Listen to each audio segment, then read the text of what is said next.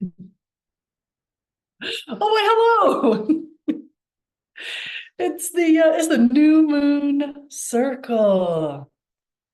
Here we are at the new moon, which is exciting always. Also, full moons are exciting. And as I was just dropping into the vibe, about this moon, I was thinking about how we as humans, we're constantly like disrupting the seasonal vibe, so this is interesting. Just playing a little divination thing here. I don't even know what that means. Yeah, so I was just thinking about how we've got natural rhythms, but we are constantly disrupting natural rhythms. So this is supposed to be a time of like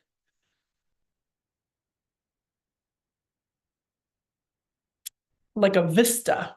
You climb up a hill, a little mountain or something, and you look out and you're just like, it's kind of like midday and the sun is shining and you're looking out over the vista, and you're seeing the expanse, but knowing that this is about to shift and change seasonally, kind of thing, but not like, what are we into? It's like, first week of September, like, you got to have your holiday. You do not have holiday now. You will go, you will pump, you will go, all the things. And so I just feel like this starting now and all the way through the end of the year, I sometimes get very frustrated by the dominant cultural practices that intersect and impede what we could be accessing in terms of the seasonal calendar, even the spiritual seasonal calendar coming into and up towards the winter solstice. I feel like it all gets hijacked. And I don't have allegiances anymore to things like Thanksgiving, winter holidays, or any of it. I don't have the family structure anymore that celebrates those things. So I get to skip it if I want to. I get to participate if I want to, or I get to skip it if I want to. And that's really interesting because watching people crank up and disturb themselves year after year, I'm just like, this is a choice, right? And the first time you challenge yourself with that paradigm of like, this is a choice, you might start applying that in other parts of your life as well. You're like, what else is a choice? Yes, putting my child in an abusive educational environment, that's a choice, right? Like working knuckles to the bone, also a choice. Yeah, we say these things, we also have to acknowledge privilege. Not everybody has enough privilege points, currency, to be able to make choices other than what is placed directly in front of them, what is available like this. I had an interesting little experience just now where someone made a request for a scholarship or something. Like it wasn't even a well-formed thought. They were just like, I really want to do this, but it's cost prohibitive. And look, I actually have a philosophy. Like, if anybody asks for what they need, then I give it. I don't make it public. It's not like in fine print or anything at the bottom, but like money cannot be a barrier to access for knowledge and tools. It just can't. So sometimes when we're back at like putting a hat on, putting our business hats on and thinking about like, and scholarships and how do we center people, and some days like today I'm just like, I don't know how this fucking stuff works. Like I do, but in this moment I'm just gonna be like, I don't, like it works or it doesn't work. Like somebody pays for something, I'm now able to pay for something. If somebody doesn't, Does that mean I'm not able to? Well, frankly speaking, I don't have any historical reference that I haven't been able to. So clearly that logic isn't true. And at the same time, this capitalism thing will always have you out here being like, there has to be reciprocity. There has to be an exchange. So that's one little thought bubble of this thought bubble. But then the second part of the thought bubble is, so this person, so I wrote back to this person, I said, look, you could do a payment plan. You could name your price. Just like state your needs. And then this person wrote back and they were like, but I feel guilty about that because there are others who are worse off than me. I just can't manage this cost of living bullshit, you know? And I just wrote back and I was like, yeah, I don't know what to tell you. Just, like have a think on it and figure it out, but mainly because I just didn't really have the bandwidth for it at this time. But that doesn't mean I'm not taking in that little interaction and pondering it and even bringing it up in this space, of like, I really get where this person is coming from though, that like, well, I shouldn't be the one to ask for something because there's people with greater demonstrated need, What is that? Like, what is that psychology, this impediment that capitalism has programmed us with that, only if you are in desperate level need can you ask for something? And I respect this view in a way, because I do think there needs to be reciprocity in our exchanges. I think that's very important. This should be energetic exchange of some sort. There should be some discussion around that, right? But, why this topic is coming up, I don't even know. But I do think that this is something that comes up in our lives quite often. And while we're here in the energy of this new moon, there is a little dilemma energy at play today in the form of the planet Mercury, mercurial themes. So communication, transportation technology is kind of like the general thing, but there's more fun to Mercury than just that, and like Mercury is also like non-dual frameworks and spectrum gender and like mobility and fluidity, and like Mercury's a lot of fun. Mercury's going through a little bit of a rough spot, changing signs called Gandanta zone. So the themes that are mercurial are there. It's a little bit of upheaval, at the moment. So it might feel like 3-day Mercury retrograde kind of vibe, where you're like, the phone just stopped working, like for no reason. And then like 4 hours later, like, the phone starts working again, super rando kind of stuff. But just so how I'm registering this energy today, is a little bit of the like, it's here and then it's flipping over here and then it's flipping back over there. And it's not settled into one thing, so it just might feel a little scattered, a little all over the place, while everyone has like put their foot on the gas pedal because it's this first week of September and been like,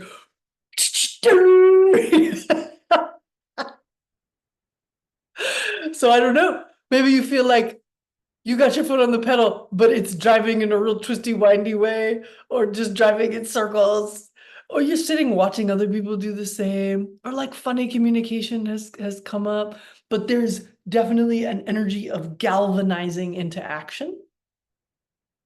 And it always comes with this week after the Labor Day holiday, the American Labor Day holiday, and then the UK, they do the bank holiday the same weekend. All right, as everybody comes in, the kids are going to school in England, first gear, second gear. You get going, the emails, the communication, but then it's like scattered all over the place. So that's a funny energy to be starting a moon cycle with, coming in. There was some erratic energy happening couple on the 1st. So today's the 3rd. So just a couple of days ago. Uranus stationed to go retrograde. And that's always going to bring like surprising energy, jolty, shocking, catastrophe. Also, things like this. So we're coming into this new moon different from the usual like balsamic phase, the couple of days before the new moon. It's very internal. It's very quiet, so it's like quiet, and then somebody dropped a whole bunch of plates, And you came out of your sanctuary like, oh my God, what just happened? Yes, it's like that. It's like that.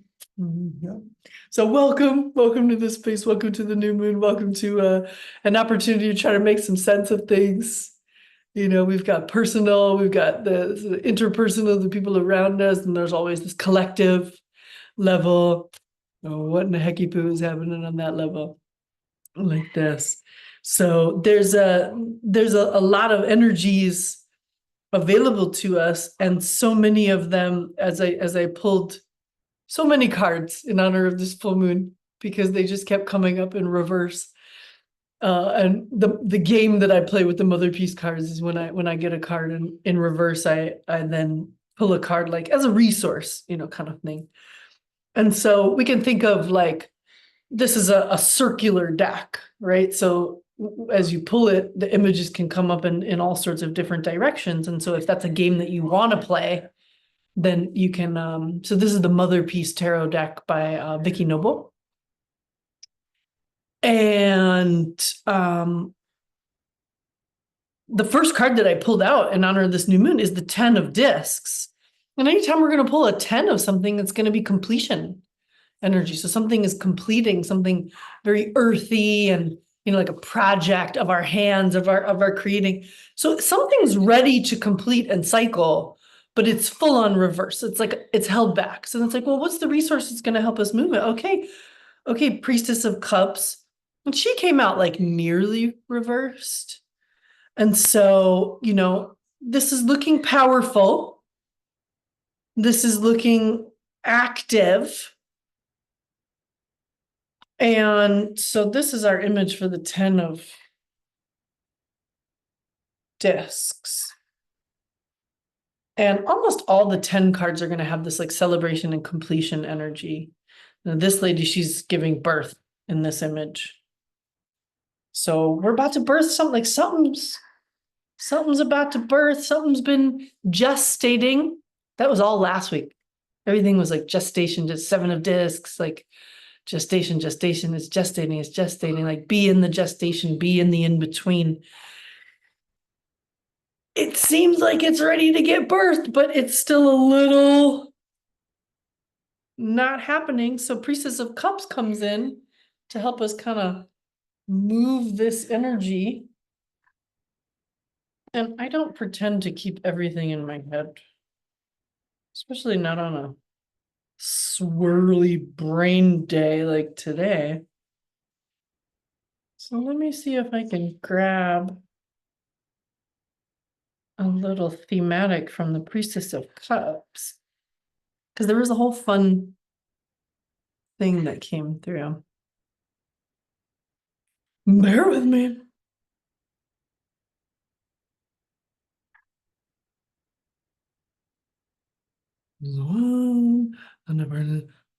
Cups, all water. Okay. She channels feelings and emotions, desires, dreams, and inner visions. So looks like we're gonna go and whittle a little back in the liminal, in the dream.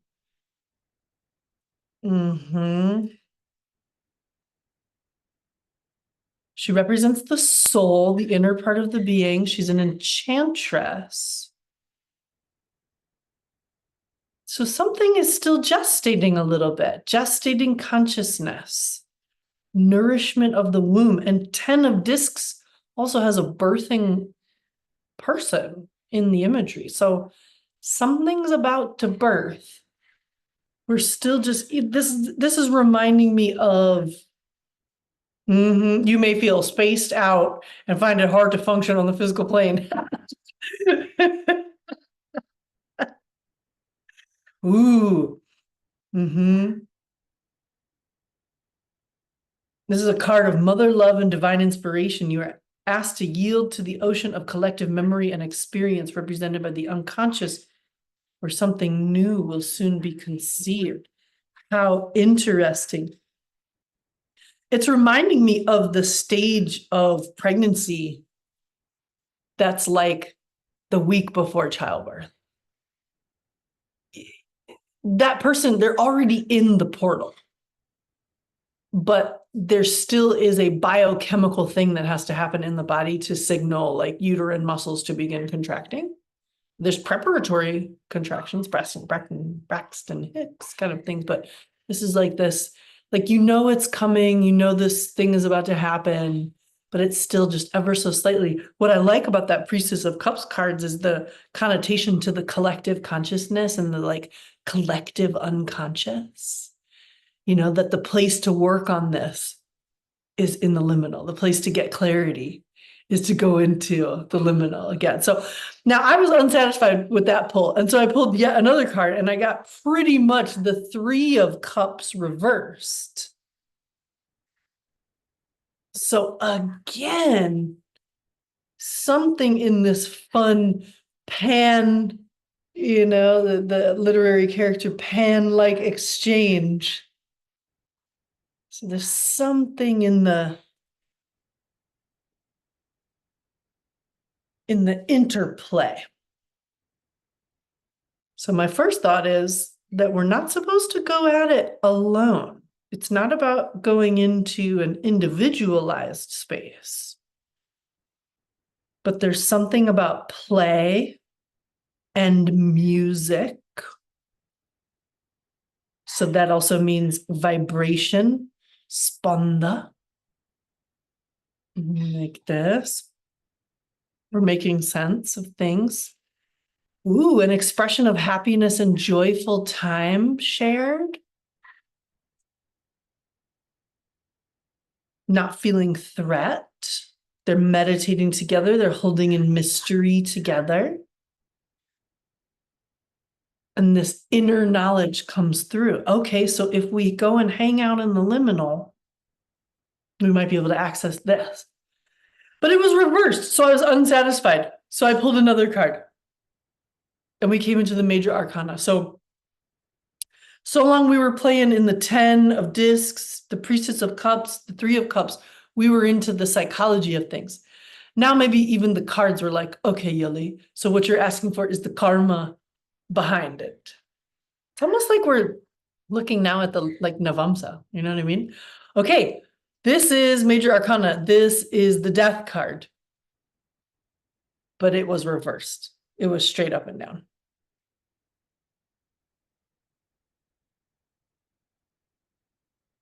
So we are transforming.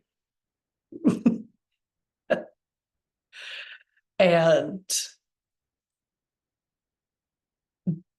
we're just not right at the part where it tips over the crest and this process happens. But I had to pull one more, and it was a bit to the right, another major arcana card, and it was the Lovers.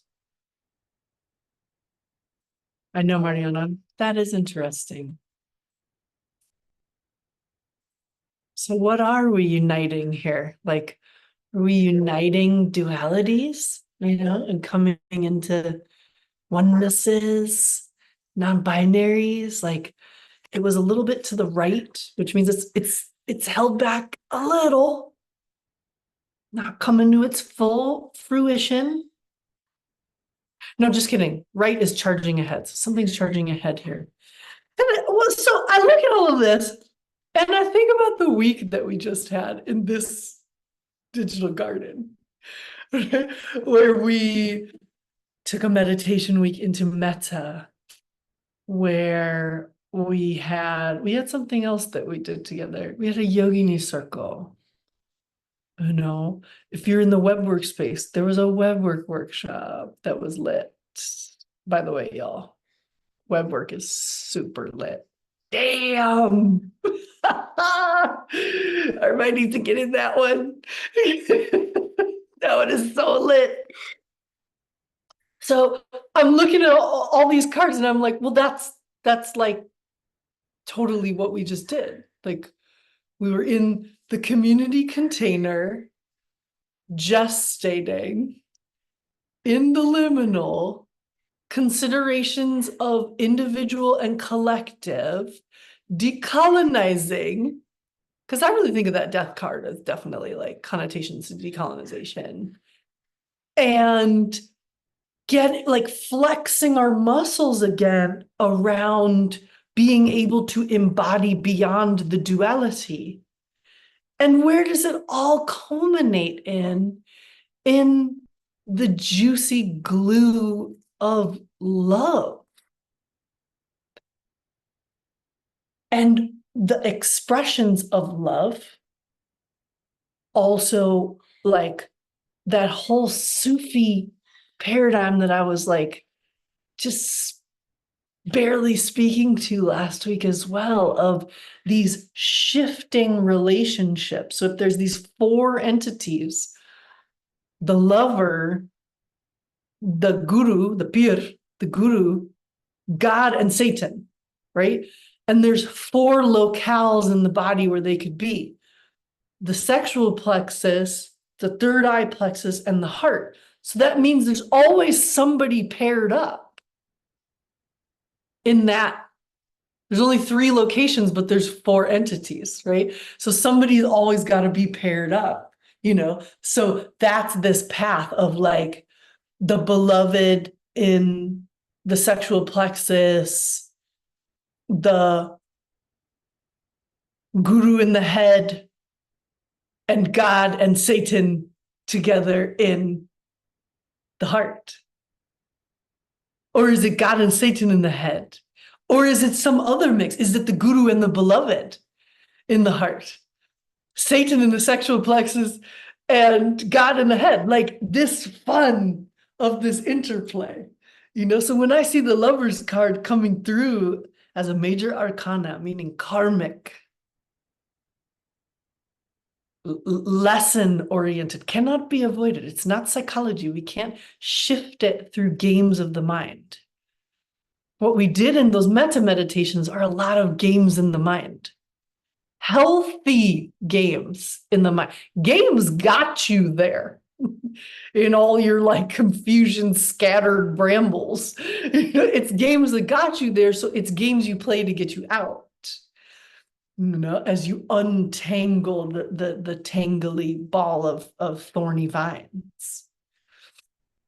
Like this. So when we play in metta meditation, we are playing games of object and subject. And I love what some of you have been sharing in that space as well, of like, hey, let's start making up some new games. Like I'm going to apply this thing here. Oh, here's this skill that I learned from Nidra, but I'm going to apply it here. Yes. Exactly. That's exactly the thing that we're being invited into. We're in an intermediary between worlds. So laws are different, rules are different. The whole past stricture and structure of things is shifting. And it's really about us coming into like we're pieces of cup, we're in the liminal. We're playing in the dreamy waters of the collective consciousness. And the more that we play in there, the more that we're going to figure out. And we can experiment in there. And it's low stakes in that sense. Because once we bring something all the way into the material, we have full karmic responsibility now. That thing now has to be seen through to the complete conclusion.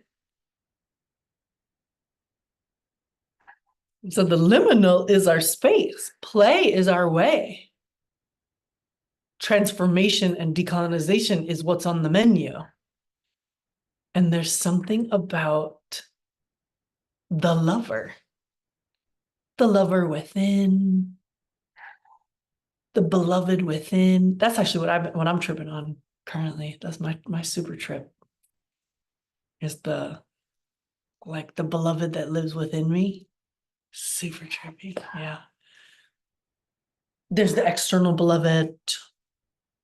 There's the beloved as a concept.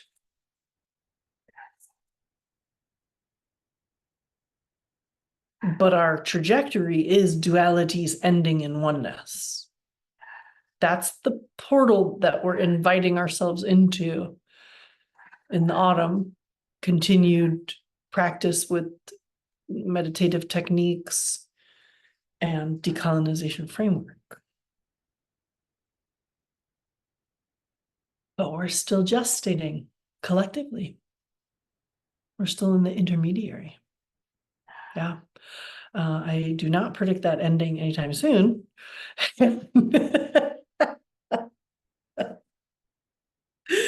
So let's see, what does this moon portal have to share with us? There's lots of things going on. We named Mercury, we named Uranus, we named, that was a pretty cool Mother Beast download, though, I'm just saying. We named Venus.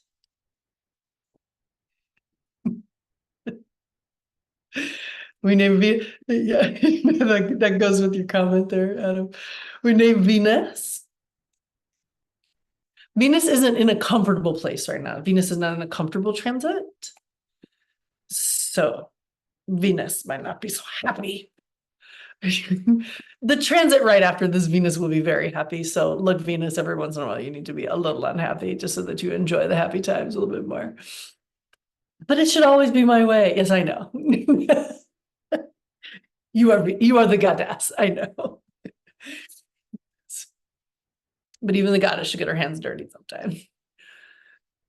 I mean, Venus is in sidereal Virgo, which is ruled by Mercury, and Mercury's in its moment. So, also a little bit Venusian themes will be under strain at the moment.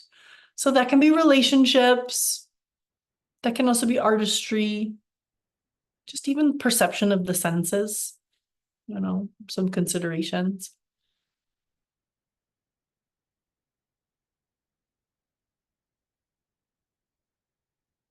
There was a little request to say more about the beloved within. And I don't know, this is a new thing for me. This is a new area of exploration, the beloved within. It's something that I didn't have access before. But now it would seem that I have like more access to that in my internal experiences.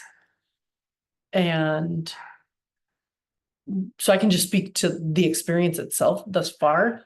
There's been like a huge reduction in simply looking outwardly for signs of the beloved. It's like whatever was pointed outwards before has turned inwards. It's all pointed inwards. And the beloved, as I have seen them, looks like Samantabhadra, the primordial Buddha. And they are all black, not even blue, just it's like this entity. So I hang out with this identity, this entity. And maybe that slip of the thing, I hang out with this identity isn't a slip of the tongue either, because like that beloved is me. So they're not in a form, not like fantasy, it's not like, the thing I imagined to get turned on. No, not that. Oh no. But I know that this entity is the beloved.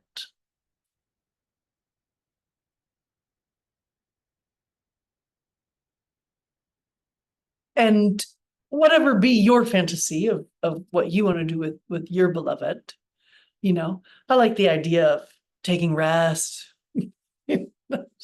communing in silence, lots of other things too. But like, yeah, I get to do that with this beloved that lives within. So yeah, it doesn't have frills. It's like a no frills, real not identityless. It's I don't know what's the word I'm looking for. Yeah. Yeah, that's what I've got so far. We'll see where it continues to travel to. Yeah.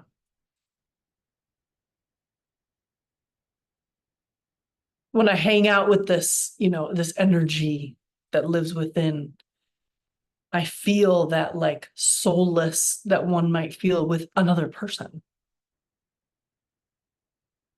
Comfort, belonging. Yeah.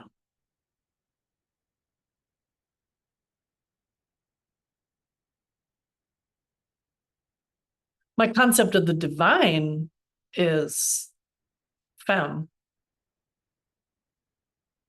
and it's just golden light.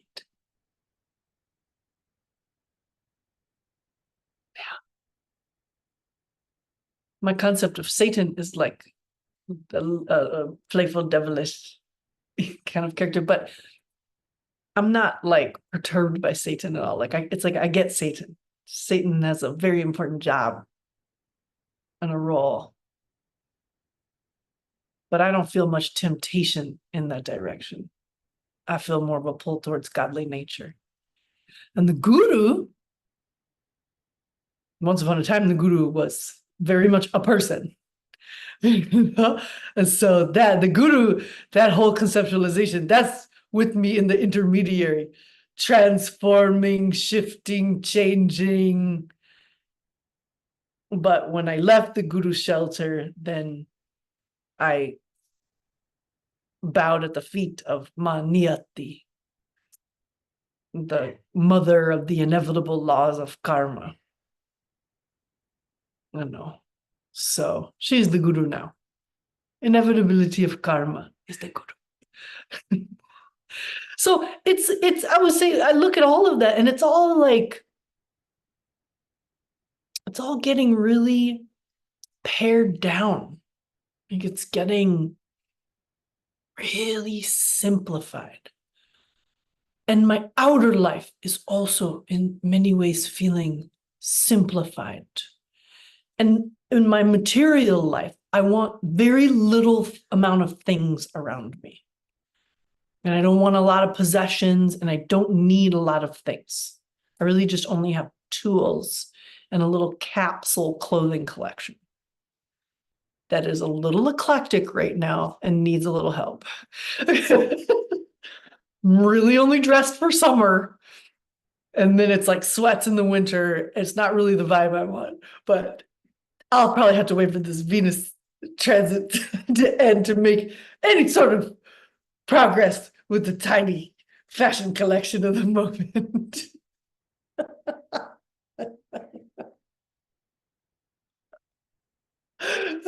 Yes. My life at the moment. Now you know it all. I'm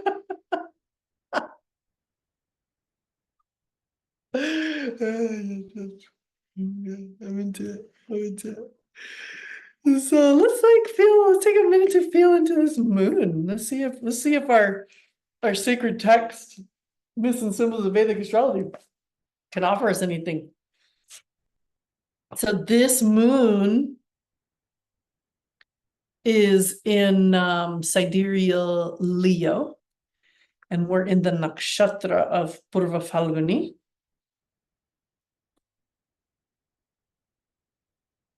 And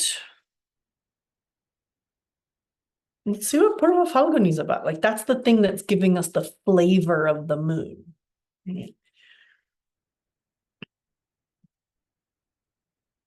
Okay, so the asterism itself is ruled by Venus, but it's in Leo, which is owned by the sun. Its primary motivation is kama, desire.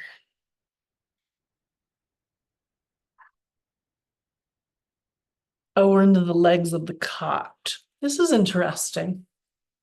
So the two asterisms, so two stars, Purva and Uttara Falguni, that's the next one, together form one constellation consisting of four stars representing the four legs of a cot, a bed. Mm-hmm. The two asterism, however, have subtle differences reflected by their presiding deities. Purva Falguni is ruled by Bhaga, the Vedic god of bliss. The symbols assigned to it are a couch, platform, and a fireplace. The deity for Uttara Falguni, the next asterism, is Aryaman, who possesses a more active character. So this is about like Netflix and chill. Okay. During the course of one's hectic life, a time comes when rest is necessary before taking up the next period of labor. The couch provides such a rest. The fireplace has a similar significance. In ancient Indian society, the teachers assembled their students around a fireplace and discussed matters of spiritual knowledge. A platform is also a resting place for launching such activities. All these symbols have a common characteristic. Purva Falguni consolidates the divine impulse for its materializing activities. That is totally what we were just talking about. Consolidating, coming into a resting place to consolidate the divine impulse to bring it into the material. That's everything we just talked about. I love synchronicity. It expresses that phase of cosmic evolution under which the descending soul receives its marching orders. Pause. Can you feel me and this right now? That's what I'm saying. It's like we didn't get the marching orders just yet, but everybody's out here like, fucking line up! You know, get your uniform! It's time! Actually, it's not quite yet. We're supposed to be still on the couch. So I see a couple of you on couches right now, myself included. That's right, we're winning. Okay. Under this asterism, one may think that the king has arrived. The war has begun. Great religious observances have commenced. But the next phase of development has not yet been disclosed. This is suggested in the Shiva Purana by stating that Lord Shiva started on his marriage procession under this star. He took his sweet time too.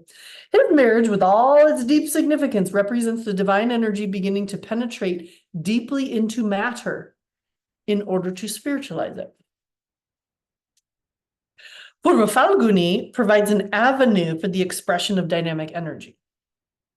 It enables the soul to work in the external realm in order to discharge the divine responsibilities entrusted to it. The basic feature of this asterism is its readiness to plunge into activity. Other characteristics arise during the operation of this asterism, which supports this basic impulse. The impelling force of karma. Just kidding. Kama. Of kama. Passion makes an individual enthusiastic about all he undertakes, so that he pours forth his inner strength and vitality into every act. But he is purposive,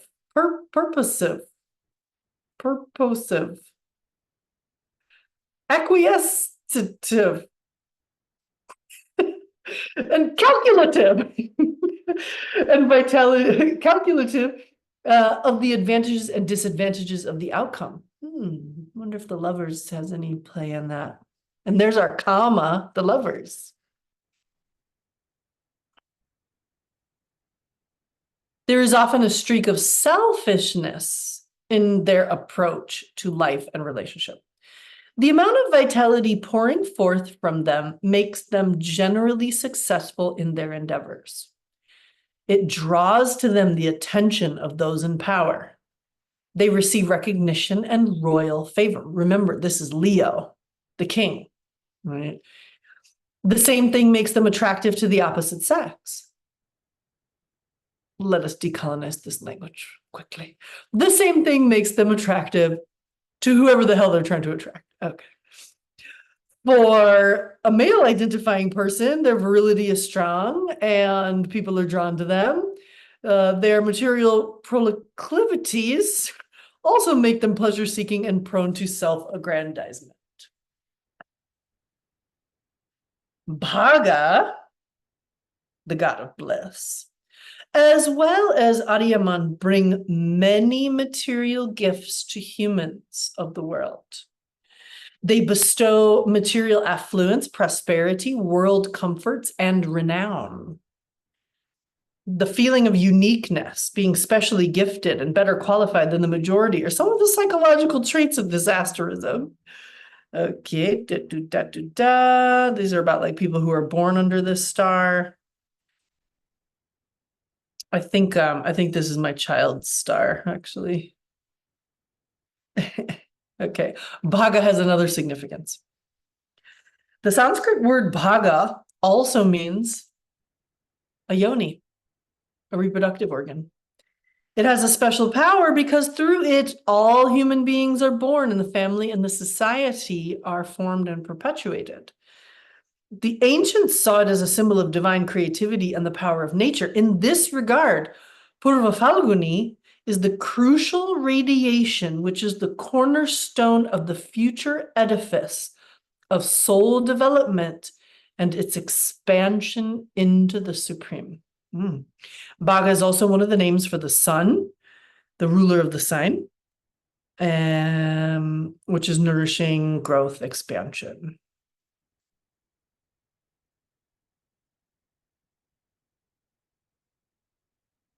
That's interesting.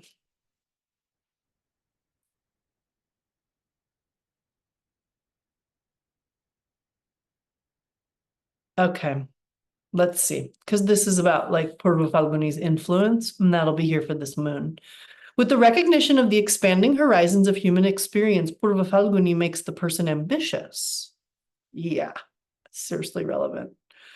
If spiritual energy is mobilized for the achievement of pure delights of awareness, the individual can devote themselves to arduous penance, meaning spiritual practice, but generally they do not do so.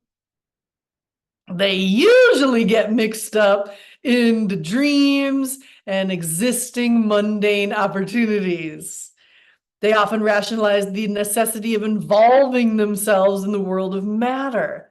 Success in life due to special planetary influences make them overambitious even in spiritual matters. Unless they are on guard, such persons may end up practicing black magic or left-handed tantras. Don't knock it till you've tried it. Oh, they may like drinking and gambling. These features of Venus may completely upset the balance of life unless one is very careful. Yet, in such situations, the individual is more excited about the novelty of the experience than the act itself. This experience is indeed the beginning of a new way of life. It opens the gate to a new dimension of existence. Purva Falguni is the planetary radiation, which opens the floodgate of inner potential for involvement in material existence. Ooh, that's deep. The planetary radiation, which opens the floodgate of inner potential for involvement in material existence. Thank you, Babin Bihari, for reiterating and reinforcing the point that I made at the start of this circle, which is it's not quite yet.